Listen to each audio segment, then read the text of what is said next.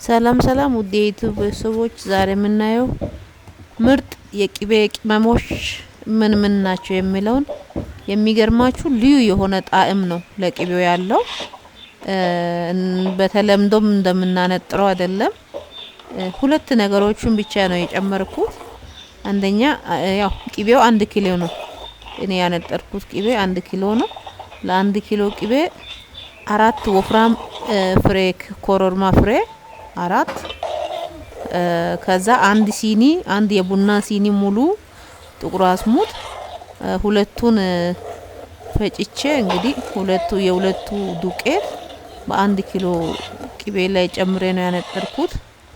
የሚገርማችሁ በጣም ጣዕሙም ሽታው ምግቡ ላይ የሻይ ማንኪያ ቅቤ ብትጨምሩ እንኳን ሽታው ልዩ የሆነ ነው።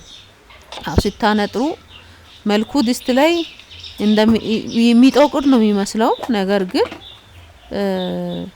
ከተነጠረ በኋላ ስታጠሉት በማጣሪያ ስታጣሩት ምንም ኖርማል የቅቤ መልክ ነው የሚወጣው።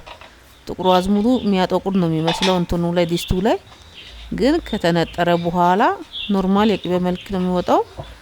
የቅመሞቹ የሁለቱ ብቻ ጣዕምና ሽታው በጣም ልዩ ነው። ይሄን ስታነጥሩ ነው ያው የምታመሰግኑት። ጣዕሙንም ስትቀምሱ በጣም ነው የምታመሰግኑት። ስለዚህ ልዩ የሆነ ጣዕም ነው የሚኖረው።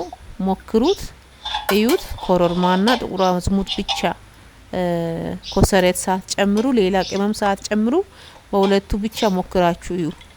አመሰግናችኋለሁ። ምርጥ ቅቤ ነው የምታገኙት።